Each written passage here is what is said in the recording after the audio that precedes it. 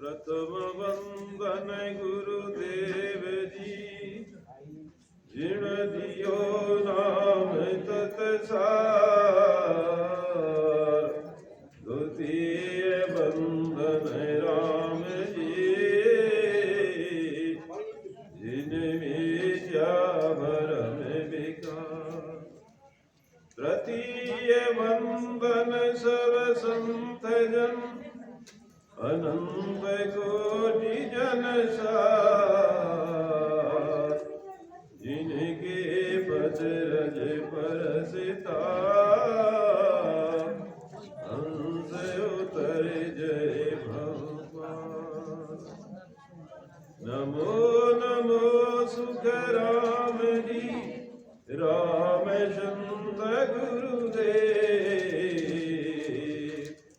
जन राघो वंदन करे, चरण कमल की से। नमो नमो राधा किशन, सद्गुरु संत दया। राम पाल की बीनती,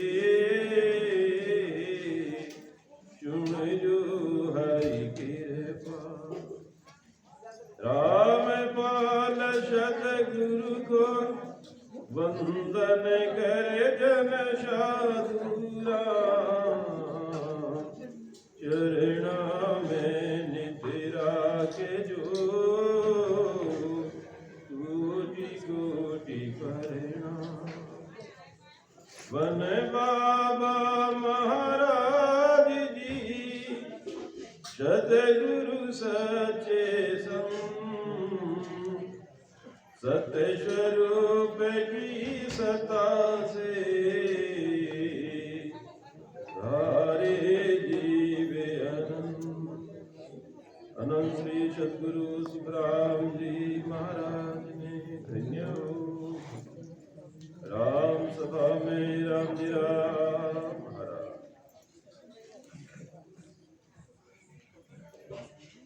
पूजनीय संता जी महाराज के चरणों में प्रणाम करते हुए, उपस्थित सभी संतजनों महापुरुषों को चरणों में दंडवत प्रणाम करते हुए, सभी राम सभी भाई बहनों को राम जी राम। बड़े आनंद का विषय है। हम और आप इस सुंदर सुहावने मौसम में परमात्मा की भक्ति में लगे हुए हैं। यही सबसे बड़ा पुरुषार्थ है हमारे मानव जीवन का। मानव जीवन में, मनुष्य शरीर में और 84 लाख योनियों में बस इतना ही फर्क है। बाकी भूख प्यास, बच्चे पालना, पैदा करना, घर परिवार संभालना, हर प्राणी की अंदर उसमें ये कुदरत है। चिड़िया भी घोंसला बनाती है, बच्चे करती हैं, चुगा चुगाती हैं, बच्चों को पालती हैं। हम भी वही करते हैं। वेद सिर्फ इतना है, और ज्ञान भी और प्राणियों में बहुत है। पशु पक्षियों में बहुत सारा ज्ञान है। जो ज्ञान हमारे व्यवहार में, संसारिक में उपयोग होता है, वो पशु पक्षी भी उसका बखूबी से निभाते हैं। संयम के मामले में पशु पक्षी अपनी प्रकृति का स्वभाव जो होता है वो बदलते नहीं है, प्राकृतिक जीवन में जीते हैं। हम उसका उल्टा करते हैं। ये खूबी है हमारे इंसान की, मानव शरीर की। ये अवगुण है। हमें ये परमात्मा मतलब उसकी आज्ञा में रहना, उसकी शरण में रहना, शरणागत में रहना मतलब है। जो परमात्मा के भगत है तो उन्हें हम आपको प्राकृतिक रूप से रहना चाहिए। खान पीना रहना, हमारी रहनी सहनी जो है वो प्राकृतिक रूप से हो। हमारा जीवन शुद्ध शाकाहारी हो। प्राणियों को देखो, पशुओं को, जो शाकाहारी है वो शाकाहारी ही है, वो मांसाहारी बिल्कुल नहीं हो सकते। और जो मांसाहारी है उनकी प्रकृति अलग है, शाकाहारी की प्रकृति अलग है। बड़े प्रसन्नता की बात है, गुरुदेव का आशीर्वाद है। हम और आपके सबके बहुत बड़े भाग्य है कि आज अपने बंजारा समाज में ये पूरा का पूरा क्षेत्र एकदम बदल गया, परिवर्तित हो गया। इस समाज ने ब्राह्मणों को पीछे छोड़ दिया भाई। मैं तो कह रहे, जो अपने आप को उच्च वर्ण का समझते थे उनको बहुत कहीं पीछे छोड़ दिया है। आज अन्य समाजों में वो चीज देखने को नहीं मिलती है जो राम सनेही को फॉलो करने वाले हमारे समाज में मिलती है। ये बहुत बड़ी बात है। ये पुरुषार्थ आपको मिला है, आपके अंदर वो जागरूकता आई है, आपके अंदर वो मानवता आई है। क्यों हमारा आपको क्यों शाकाहारी होना चाहिए, इसका जो धोरण है उसके पीछे हम अपना प्राकृतिक रूप से उसका जो लॉजिक है वो समझने की कोशिश करें। थोड़ी सी चर्चा करते आइए उसके ऊपर। देखिए, शाकाहारी जो जीव है, जैसे बकरी है, घोड़ा है, गाय है, बैल है, ये जो है शाकाहारी है। वो मांसाहारी तो खा ही नहीं सकते, सूंघ भी नहीं सकते उसको। उससे हमारी प्रकृति मिली हुई है। कैसे मिली हुई है? बकरी के दांत देखो, घोड़े के देखो, गाय के देखो, उसके दांत की जो संरचना है वैसी संरचना हमारे दांतों की है। पहली बात। दूसरी बात, पानी पीने का जो ढंग है, तो बकरी और घोड़ा, गाय, भैंस जैसे पानी पीते हैं, सिप करके पीते हैं। हम भी आप सिप करके पानी पीते हैं। कुत्ता देखो मांसाहारी है, बिल्ली देखो मांसाहारी है, वो जीभ से पानी पीती है चढ़ के। तो बताइए, हम शाकाहारी हुए कि मांसाहारी हुए? शाकाहारी हुए। तो ये जो धारणा बनी है समाज में, कई लोग बोलते हैं अरे ये बकरी और मुर्गी तो हमारे लिए बनाई है, नहीं होती तो हम बैठ ना पाते हैं। गलत है, 100% गलत।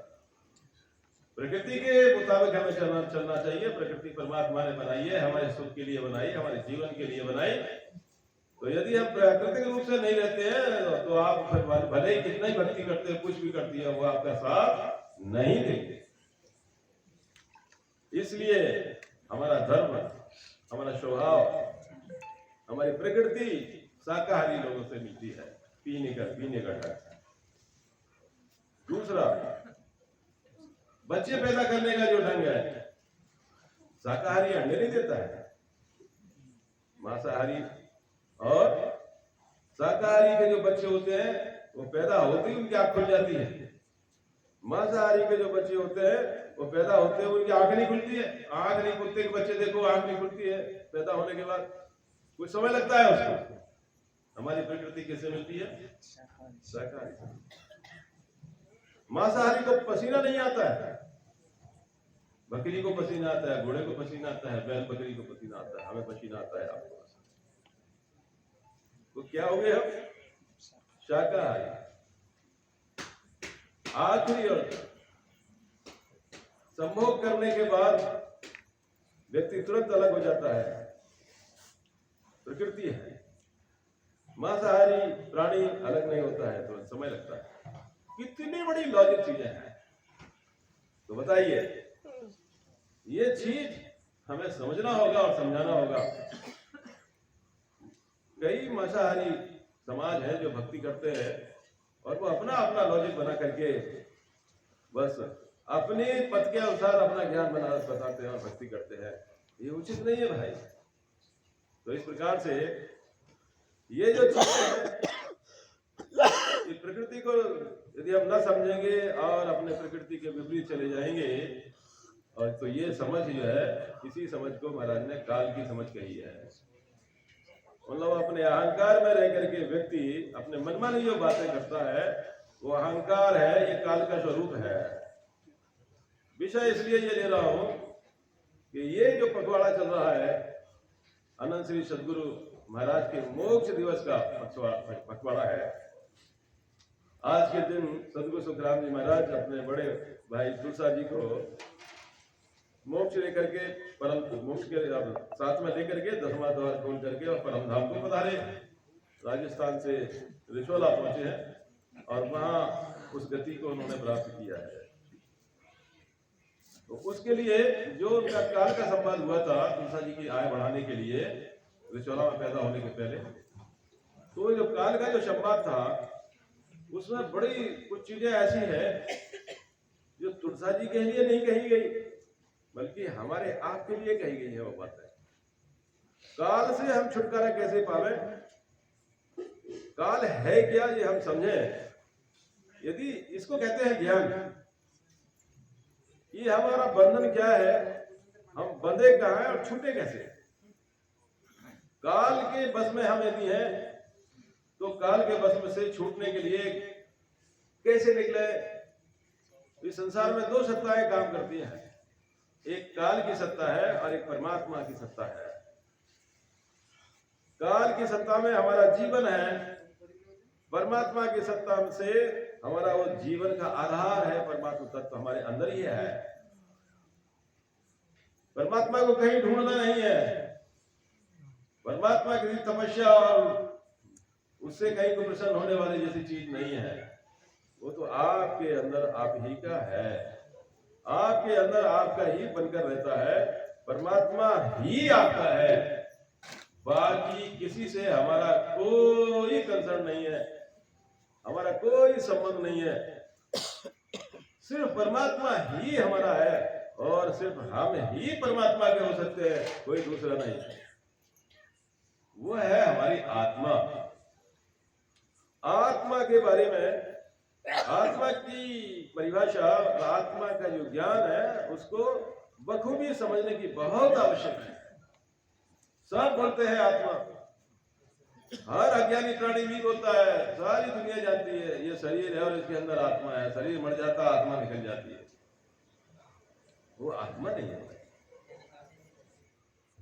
वो आत्मा नहीं है, वो जीव है और शरीर हमारा है, हम शरीर नहीं। फिर से दोहराता हूं मैं, इसलिए ये विषय बहुत इंपॉर्टेंट है भाई साहब। यदि ये लाइन आप चूक गए तो समझिए आप पहली सीढ़ी ही चूक गए, आपका बेस ही नहीं बनता, मुक्ति और मुक्त होने का बेस ही नहीं बनता आपका। हम उस ज्ञान को छोड़ जा रहे हैं, छूट जा रहा है हमसे, उसको समझे। बहुत छोटी सी बात है, 2 लाइन की बात है, आत्मा का ज्ञान यानी आपका ज्ञान। इसके लिए महाराज ने पहले कहा है, आपो खोजे आप नहीं जीना, सब लगे माया पूजे, बंक नाल हुए उलट न चढ़िया, तब लगे अगम न सूझे। 2 चीजें बहुत महत्वपूर्ण। आप अपने आप को नहीं समझे कि हम क्या है, आप अपने आप को समझें कि आप क्या हैं और आप अपने आप में ही जिए। यही मानव का धर्म है, सबसे ऊंचा, इसको कहते हैं धर्म। भजन क्या है? तो पहली बात ये कि आप अपने आप को खोजें, अपने आप को समझें। दूसरा, फिर उस अपने आप को समझने का के बाद में उस अपने आप के अस्तित्व में कैसे रहें, कैसे टिके, उसके लिए भजन है। वो स्थिरता लाता है आपके ज्ञान को, और वो है नाव। आपका अपना अस्तित्व, आपका अपना ज्ञान ही नाव है। ये जो नाम की बात आती है, नाम का बहुत महत्व है। हर पंथ में, हर एक घरों में नाम की महिमा है। कलयुग में तो नाम की महिमा बहुत है, लेकिन नाम है क्या? नाम है क्या, इसको समझना बहुत जरूरी है। और आपके अस्तित्व, आपके जीवन से जुड़ी हुई जो चीजें हैं, शरीर, मन यानी जीव, चेतन, चेतन के परे परम चेतन और आप स्वयं, ये 4 प्रकार का आपका जीवन की धारा है। 4 प्रकार से हमारा जीवन चल रहा है। इन 4 स्टेजों को पार करने के लिए आपको 4 प्रकार के साधन लगेंगे, आपके अंदर 4 प्रकार के नाव होंगे। और बड़े सौभाग्य की बात है कि ये 4 साधन, 4 नाव हमारे एक ही भजन में आ जाते हैं। हमारे ध्यान भजन की जो विधि है, जो प्रोसेस है, वो हमारे संतों ने इतनी सुंदर विधि है कि ये 4 चीजें आ जाती हैं और सहज में इन 4 चीजों को आप पार करते हुए पार हो जाते हैं। तो ये नाम का जो भेद है, तो इस भेद को काल के संवाद में सदगुरु सुखनाथ जी महाराज ने काल से कहा है। अब देखिए आप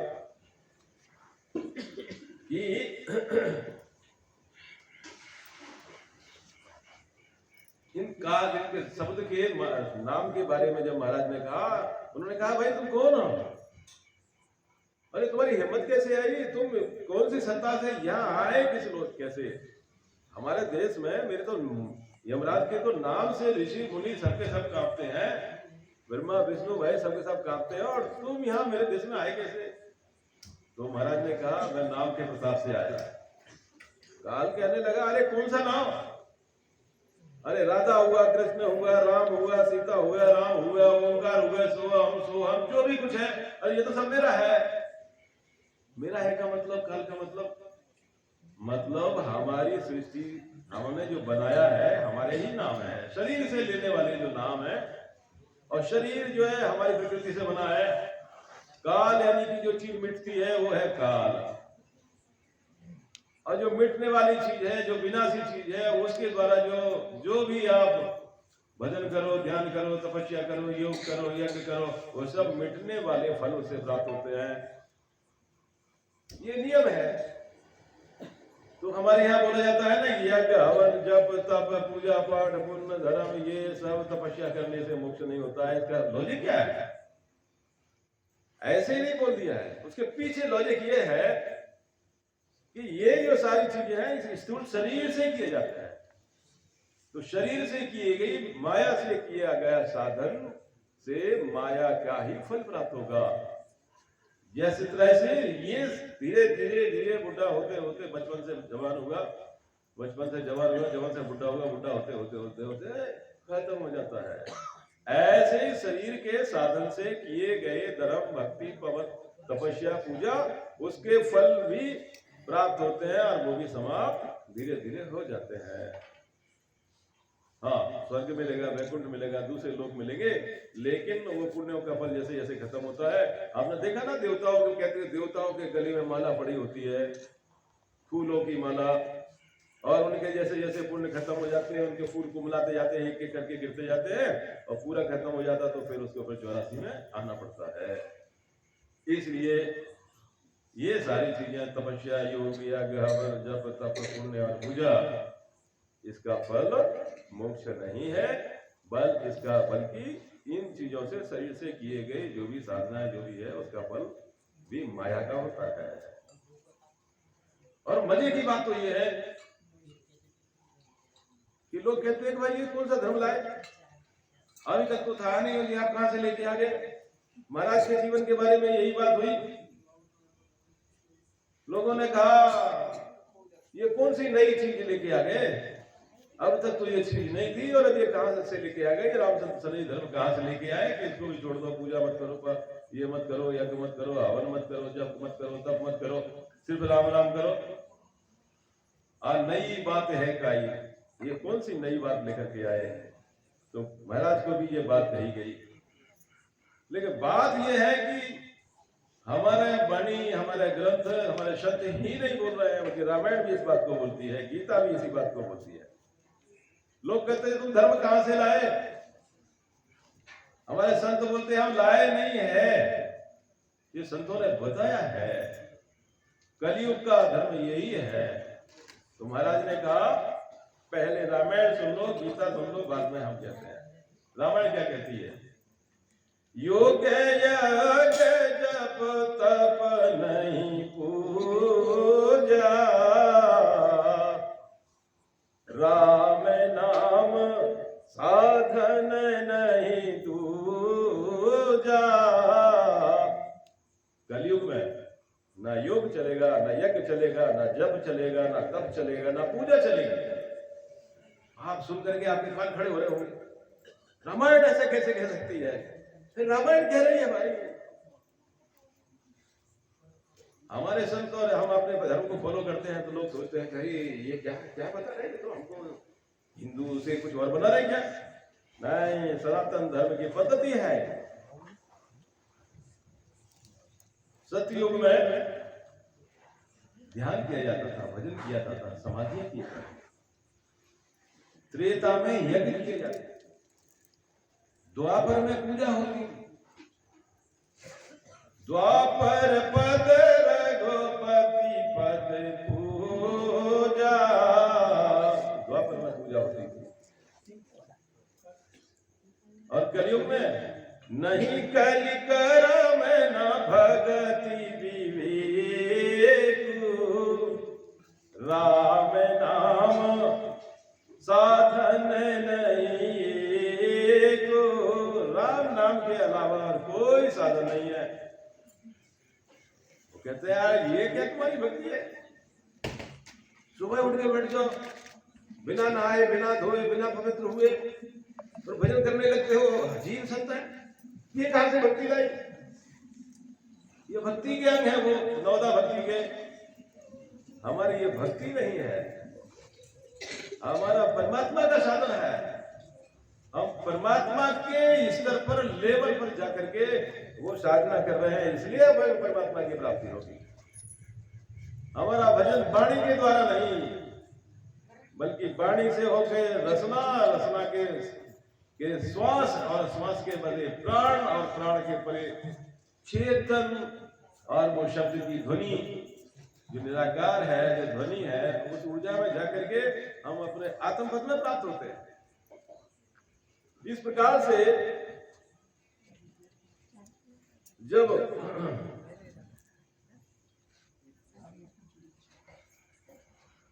महाराज ने नाम का भेद बताया कि मैं कौन से राम नाम का संत हूं, तब इस ज्ञान को सुन करके कि भाई ये जो राम राम कहना है, सीताराम कहना है, राधे श्याम कहना है, ये तो शरीर से किया जाता है, जीव से किया जाता है, लेकिन हमारी भक्ति शरीर मन चेतन इसके परे है। हमारी भक्ति आत्मपद की है।